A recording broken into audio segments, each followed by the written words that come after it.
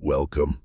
Today, we're diving into a shocking story from Texas, where an enslaved woman's clever trick brought down 38 ruthless slave catchers over 11 terrifying nights.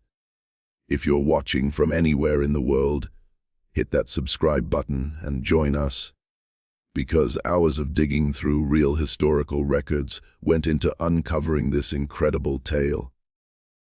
You won't want to miss a single detail.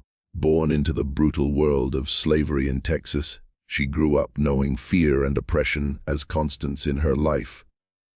Her family, like countless others, lived under the constant watch of overseers, and every decision, from when to eat to when to work, was dictated by those who considered themselves her masters. Yet, even in this harsh reality, she developed a sharp mind and an instinct for survival that would later become her greatest weapon. As a young woman, she learned the subtle ways of observing human behavior. She watched the movements of slave catchers, noting their patterns, their arrogance, and their overconfidence, while other enslaved people focused solely on day-to-day survival. She began forming ideas in her mind, ideas that would one day turn into a daring plan to protect herself and her community. Life on the plantation was a mixture of endless labor and small moments of human connection. Despite being treated as property, she found strength in forming bonds with those around her, fellow enslaved men, women, and children who shared her desire for freedom. These connections would later become crucial in executing the clever strategy that shocked the region. Her reputation among other enslaved people grew quietly but steadily. She was known not just for her intelligence but for her calm, calculating demeanor, even in the face of extreme danger. Unlike others who might act impulsively out of fear, she thought several steps ahead, a skill that would prove invaluable as the threat from slave catchers increased. By the time she was a young adult, she had already begun plotting ways to protect herself and her community from the predatory slave catchers who prowled the area. Every observation, every small interaction, and every piece of knowledge she gathered would later feed into a daring plan that no one, not even the most ruthless catchers, could anticipate. This was the foundation of a story that would become legendary in its audacity and courage. During this period in Texas, the threat of slave catchers was ever present and growing more violent by the day. These men were hired, or sometimes acted on their own, to capture escaped enslaved people, often showing no mercy. For those living in bondage, the fear of being torn from their families and sold far away was constant. Every sound at night, every unfamiliar carriage on the road, could signal disaster. Slave catchers weren't just ordinary men. They were ruthless, well-armed, and familiar with the land. They relied on intimidation, brute force, and fear to get what they wanted. Their reputation alone was enough to terrorize entire communities. Families whispered warnings to one another, and people learned quickly that a single misstep could lead to capture, punishment, or worse. The danger wasn't abstract. It was very real, very immediate, and growing with each passing day. As the cotton economy expanded in Texas, the demand for enslaved laborers skyrocketed. Slave catchers grew bolder, targeting not only those who tried to escape, but also those who were perceived as a threat to the system. They would patrol plantations, set traps, and often work in groups to maximize their chances of success. This created an environment of tension and paranoia, where even the smallest miscalculation could have deadly consequences. The escalating danger forced enslaved communities to develop subtle networks of communication and protection. People had to be constantly vigilant, sharing information about the movements of catchers and devising ways to avoid detection. It was in this environment of fear and uncertainty that the woman began to see the patterns of the catchers, not just their movements, but their overconfidence and arrogance, which she would later use against them. Despite the overwhelming threat, her resolve only grew stronger. She understood that sheer fear could not be allowed to dictate her life. Instead, she used it as a lens to study her oppressors, turning their aggression and predictability into a strategic advantage. This growing danger wasn't just a threat, it became the very stage upon which she would execute a plan that would leave slave catchers bewildered and terrified over the course of 11 nights. One of the most remarkable aspects of her plan was the patience and precision with which she studied the slave catchers. She didn't rush. She knew that impulsive actions could mean disaster. Instead, she spent days and nights observing their movements, learning their habits, and identifying patterns that most would overlook. Every creak of a horse's hoof, every whispered command, every repeated rote became a piece of the puzzle she quietly assembled. She noticed how the catchers often relied on the same roads and trails to patrol the area. Some would approach in pairs, others in groups, but almost all of them shared predictable behaviors. They assumed the enslaved people were too frightened or too powerless to act, which only made them more careless. This overconfidence became her greatest ally, because, while they thought they were hunting prey, she was hunting them with a plan already forming in her mind. Her observations weren't limited to physical movements alone. She also paid attention to their personalities and interactions. Who was reckless? Who was overly cautious? Who trusted their own senses too much and ignored warnings? By analyzing not just their actions, but their psychology, she was able to anticipate how they would react to deception, traps, and misdirection. Her sharp mind turned fear into strategy. Every day, she mentally mapped the terrain and the behaviors of the catchers. She noticed shortcuts, blind spots, and areas where she or her allies could hide evidence or create distractions. This careful reconnaissance allowed her to plan with near-surgical precision. Unlike others who acted in desperation, she moved like a master strategist, turning every detail of the catcher's routine into a potential advantage. By the time she was ready to act, she had a complete understanding of the enemy she faced. The catchers thought they were unstoppable, but in reality, every movement they made was being watched and analyzed. This level of preparation laid the foundation for the daring nights ahead, where her clever tricks would turn fear on its head, making her not the hunted, but the hunter. After days of careful observation, she devised a trick so clever it would turn the tables on the slave catchers. It wasn't a brute force attack. She knew that wouldn't work. Instead, she relied on misdirection, psychology, and an intimate knowledge of the land. She understood that the key to survival was making the enemy believe they were in control, while in reality, they were walking right into her carefully laid traps. The trick involved creating false trails and distractions that would draw the catchers away from her community. She would leave evidence, footprints, discarded objects, or misleading signals that suggested an escape in one direction while the real movements of people and supplies were happening elsewhere. The catchers, blinded by their own overconfidence, followed these decoys without suspicion, walking straight into the chaos she had orchestrated. Her approach was meticulous. Each night, she adjusted her tactics based on the catchers' reactions from the previous night. She studied how they responded to signs, sounds, and even subtle visual cues. By predicting their moves, she ensured that each trap became more effective than the last. What began as a small deception soon escalated into a series of carefully timed and executed ambushes that left the catchers bewildered and terrified. But the brilliance of her trick went beyond just misleading them. It also protected her community. She coordinated with others secretly, using their knowledge of the terrain to create safe zones and escape routes. People moved quietly, following her signals, while the catchers wasted night after night chasing illusions.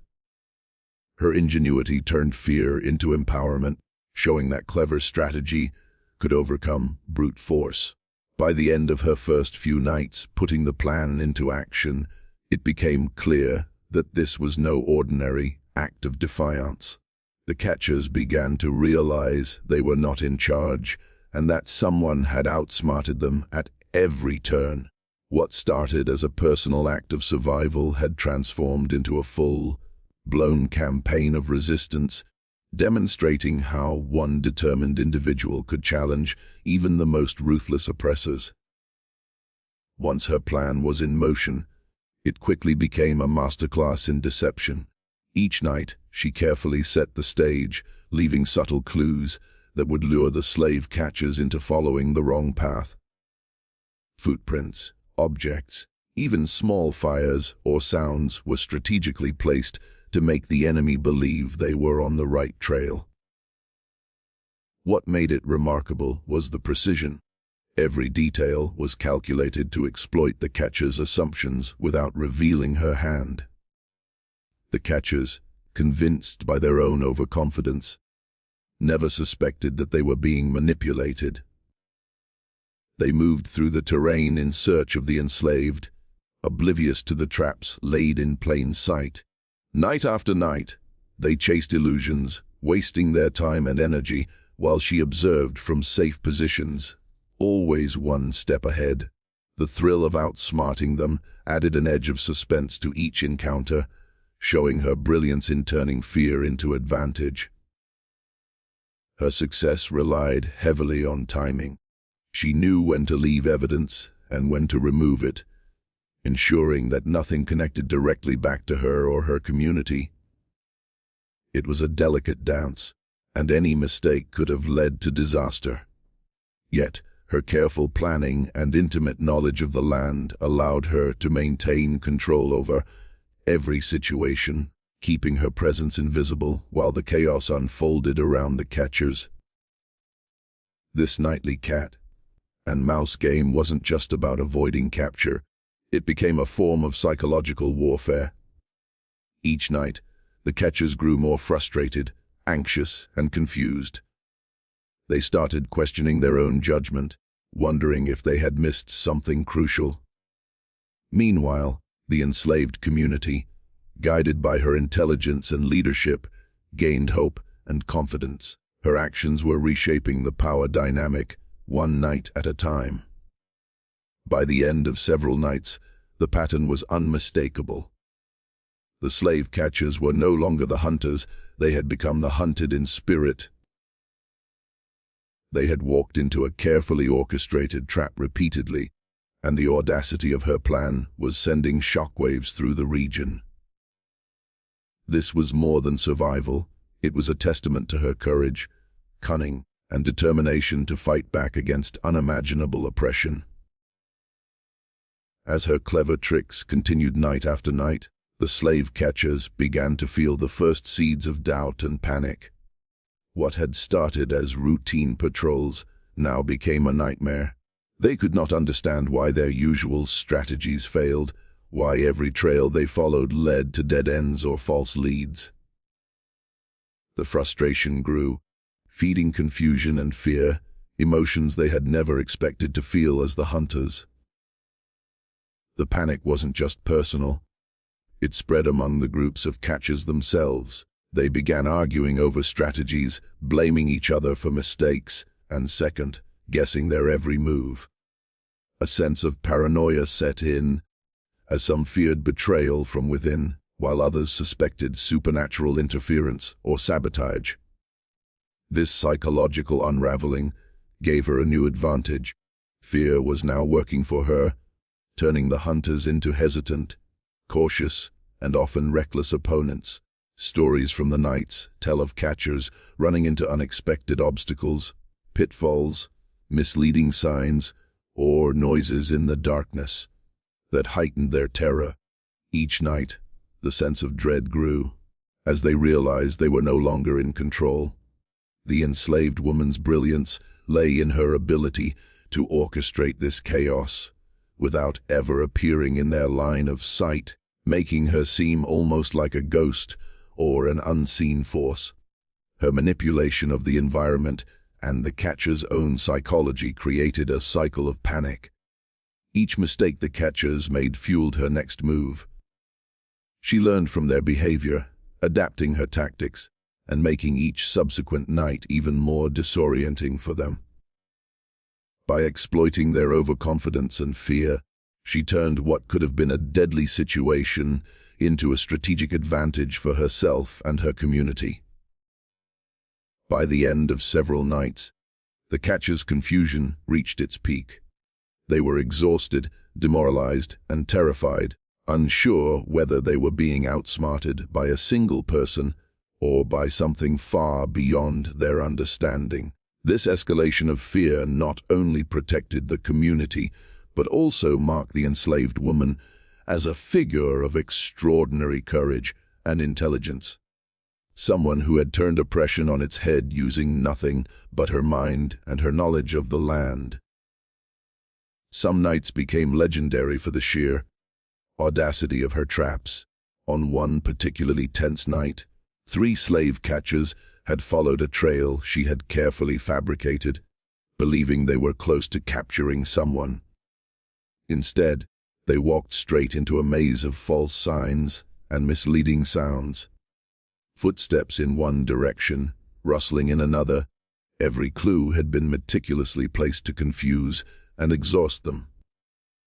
By the time they realized something was wrong, it was too late. They were completely disoriented and vulnerable. Another night, 2 catchers ventured into a poorly lit area she had prepared with subtle obstacles, fallen branches, hidden ditches, and deceptive tracks. They stumbled repeatedly, frustrated and increasingly paranoid, thinking someone or something was toying with them. While they struggled to regain composure, the enslaved community quietly moved along safe routes, guided by her signals. She had turned her into a tactical weapon, showing that clever strategy could do what brute force could not. One night became particularly infamous when a group of 5 catchers entered a narrow stretch of forest she had carefully manipulated. Every step they took seemed to echo their growing panic as they chased phantom trails and confusing sounds. Exhausted and mentally shaken, they eventually gave up and retreated, realizing they were not in control. It was a dramatic illustration of her ability to exploit both the environment and the psychology of her pursuers. What made these nights so remarkable was her consistency. Each trap was designed not just to confuse, but to teach the catchers a lesson. They could not rely solely on intimidation or weapons. Her clever use of terrain, timing, and misdirection turned every encounter into a masterclass in strategy. By repeatedly outsmarting them, she sent a powerful message: intelligence and careful planning could triumph over violence and oppression. The cumulative effect of these nights was staggering. Word began to spread among the catchers themselves, who whispered about the ghost or trickster who seemed always one step ahead. This mix of fear, confusion, and awe solidified her reputation not just as a survivor, but as a brilliant tactician. These nights would go down in history as a testament to courage, ingenuity, and the unbreakable human spirit in the face of unimaginable danger. Her daring acts of resistance were never done in isolation. Behind her clever tricks and meticulous planning was a hidden network of support within the enslaved community. Friends, family members, and even trusted neighbors played crucial roles, watching for danger, signaling when catchers were near, and providing safe paths for people to move undetected. This quiet cooperation created an invisible shield, allowing her plans to unfold night after night without immediate disaster. The community's involvement was subtle but powerful. They understood the stakes failure could mean brutal punishment or death. Yet, they trusted her intelligence and leadership, following her carefully coded signals and discreet instructions. Every person who aided her, whether by creating distractions, moving supplies, or guiding others to safety, was a part of a larger, synchronized effort. Together, they transformed fear into collective strength. Even the smallest acts mattered. Some would leave objects in certain places to reinforce her traps, while others would mislead the catchers with sounds or lights in the distance. Children, too, played roles, often acting innocently while helping guide others through secret routes. This coordinated effort turned every night into a carefully orchestrated operation, and the success of her plan depended as much on community trust as it did on her cleverness. The secrecy of their support was critical. If the catchers discovered the depth of the community's involvement, the consequences could have been catastrophic. So, everyone learned to move quietly, communicate through subtle signs, and act in concert without drawing attention. This silent solidarity allowed them to survive and resist in a world that constantly sought to crush their spirits. By working together, they not only protected themselves, but also elevated the enslaved woman's plan from a personal act of defiance into a communal triumph. Her intelligence, combined with the courage and cooperation of those around her, created a powerful force that no slave catcher could anticipate. It was a reminder that resistance was not just about individual brilliance. It was about unity, courage, and unwavering trust in one another. Her cunning plan didn't just frustrate the slave catchers physically, it shattered their minds. Night after night, they chased phantom trails, stumbled into false clues, and experienced one failure after another. This relentless confusion eroded their confidence, turning men who were once ruthless and arrogant into nervous, hesitant, and paranoid hunters. What they thought would be an easy pursuit became a tormenting puzzle they couldn't solve. The psychological impact was amplified by her mastery of timing and subtlety. She never confronted them directly, yet her influence was everywhere. In the misleading footprints, the unexpected noises, the sudden appearances of obstacles. The catchers began doubting not only their senses, but also each other. Arguments broke out among them, and trust eroded as they wondered who among them might be responsible for their repeated missteps. Their mental state became as much a battlefield as the physical landscape itself. Some catchers reportedly began fearing the unknown, imagining that they were being haunted by a ghost or tricked by supernatural forces. Her clever manipulation of the environment and the darkness of night made them question reality. Each failure chipped away at their composure, leaving them exhausted, anxious, and demoralized. The terror she instilled didn't require weapons, it was purely the power of strategy, cunning, and foresight. Her psychological advantage allowed her to control the narrative without firing a single shot. The catcher's fear of the unknown worked in her favor, as it slowed their movements, caused hesitation, and made them more predictable in their next mistakes.